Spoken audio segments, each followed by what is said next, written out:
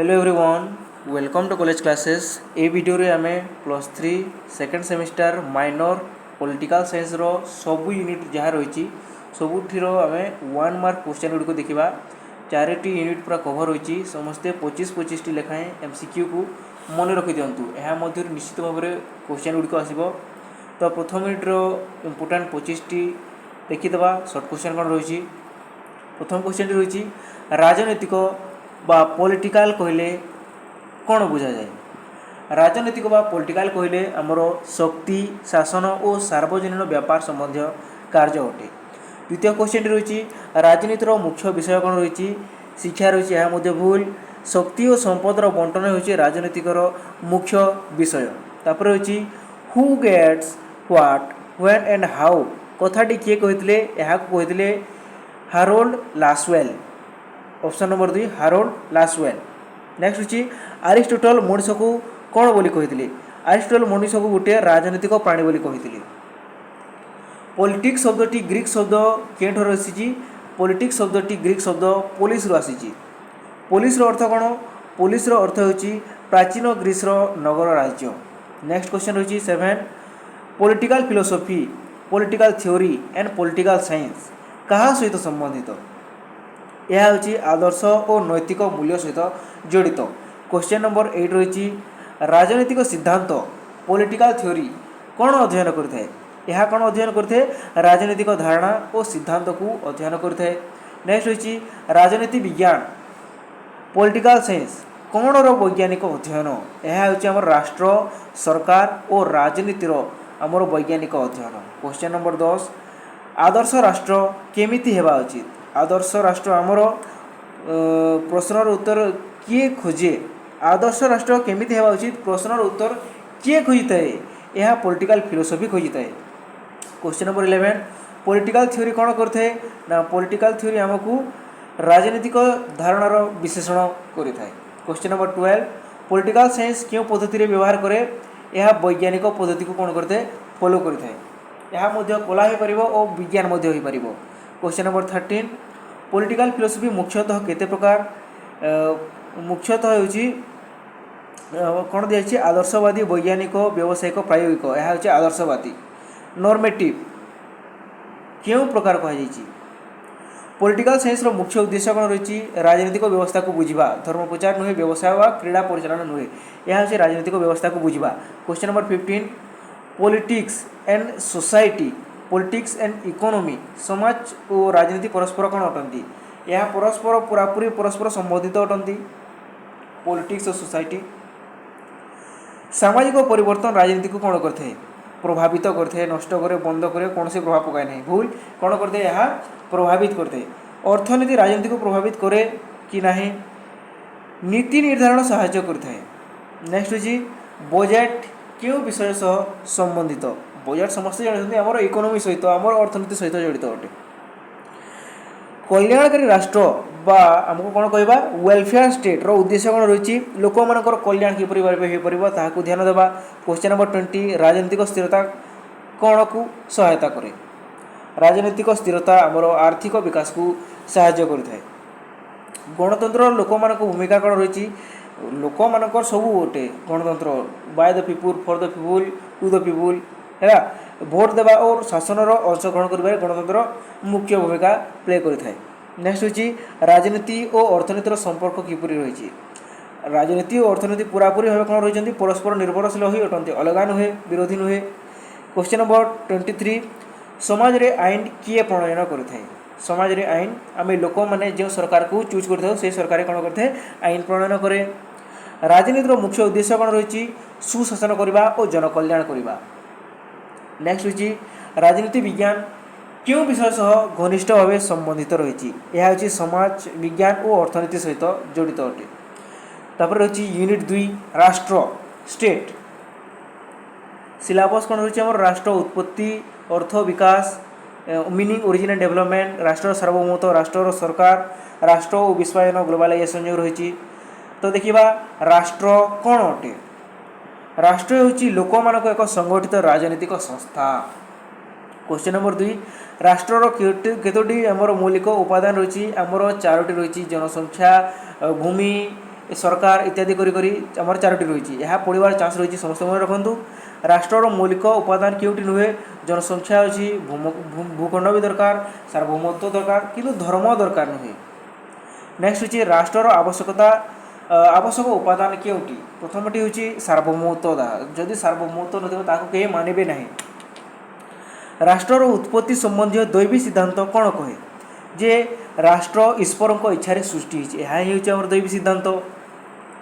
सामाजिक चुक्ति सिद्धांत सह किए संबंधित यह होती जॉन लॉक और हब्स लॉक रूसो समस्ते कहते किए कहते मनुष्य माने होती स्वार्थपर किए कहते निस्वार्थ आउ जड़े कहते स्वार्थपर और निस्वार्थ दुईटा कहते। नेक्स्ट हूँ सामाजिक चुक्ति सिद्धांत सह किए जड़ित देखिले तापर रही राष्ट्र और सार्वभौमत्व।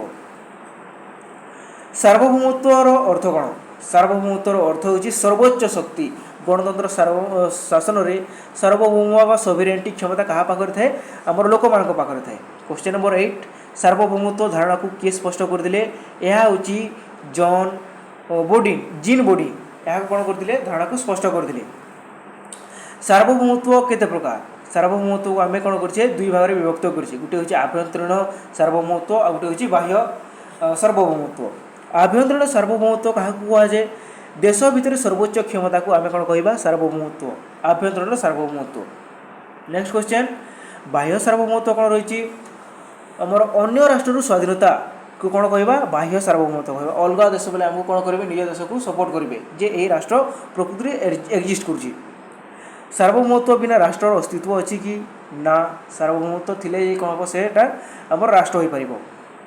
राष्ट्र और सरकार रही। नेक्स्ट सरकार कौन रही सरकार कौन अटे राष्ट्र गोटे कार्यकारी संस्था अटे। राष्ट्र और सरकार संपर्क कौन राष्ट्र और सरकार संबंध होची सरकार होची राष्ट्र एक अंश।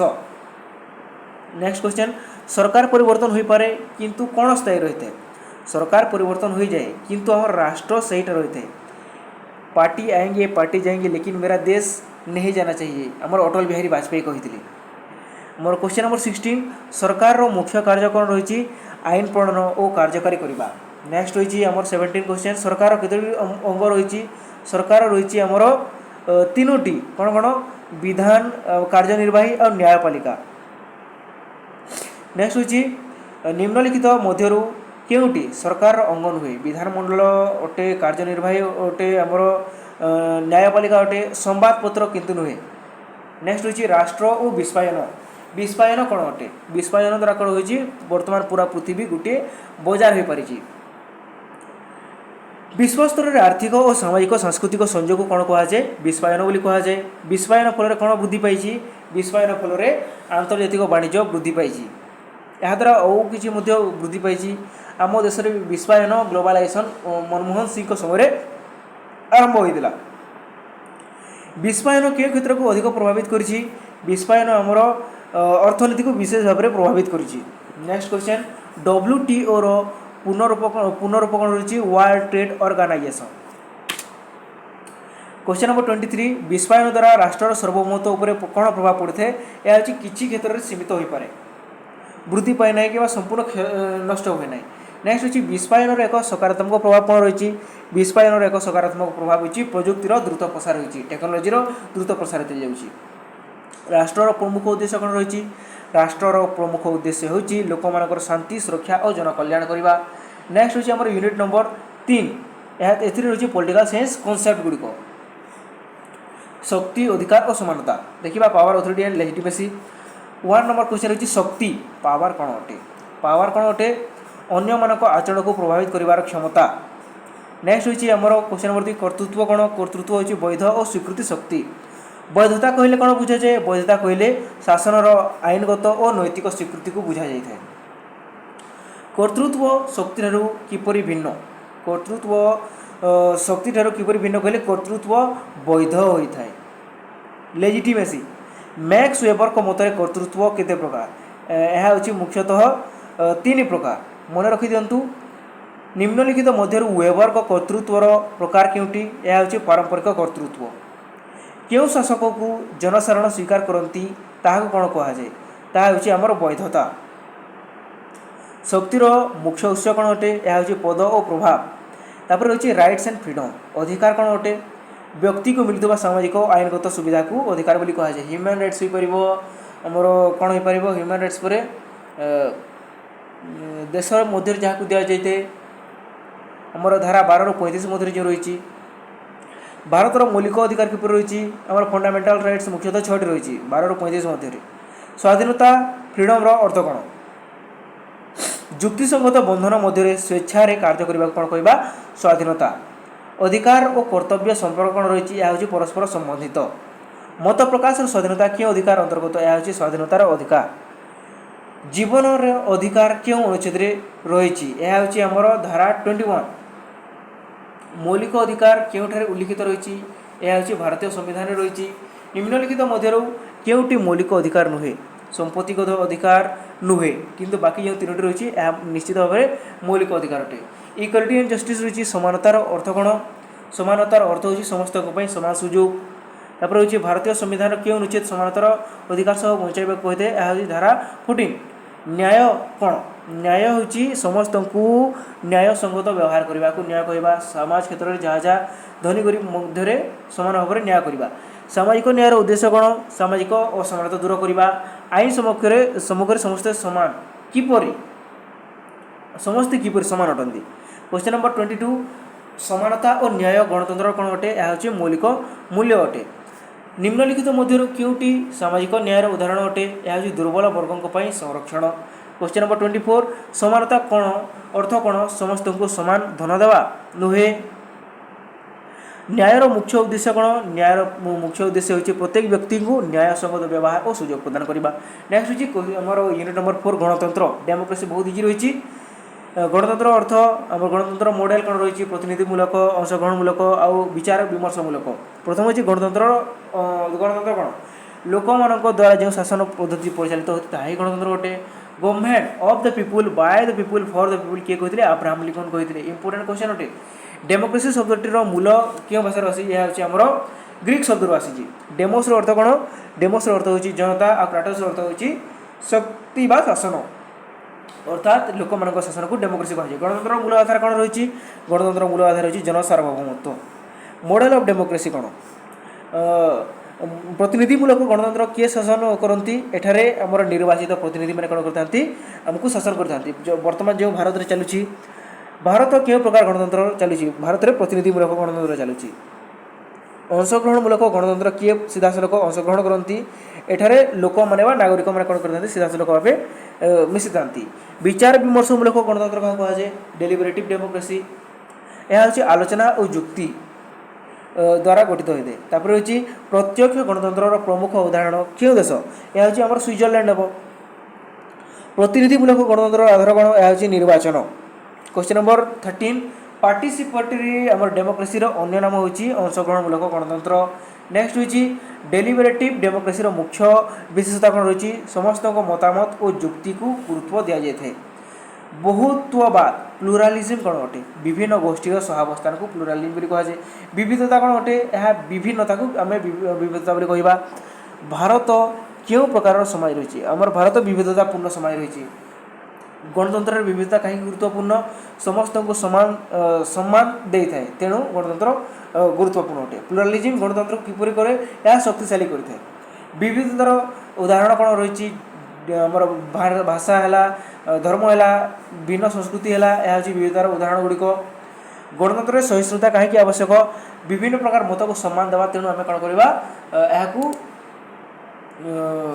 सम्मान जणाइबा गणतंत्र अल्प संख्यक अधिकार किपरि सुरक्षित रही गणतंत्र सफलता कौन पर आवश्यक आम सहिष्णुता और सहयोग गणतंत्र मतभेद को किपरि समाधान कर आलोचना और संलाप द्वारा कौन करते समाधान कर गणतंत्र मुख्य उद्देश्य कौन जनकल्याण करवा समानता और स्वाधीनता सुनिश्चित करवा तो यह आमर ये सबू यूनिट्र इंपोर्टेंट एमसीक्यू गुड़िक नेक्स्ट वीडियो में यार 2 मार्क गुड़िक देखिए धन्यवाद।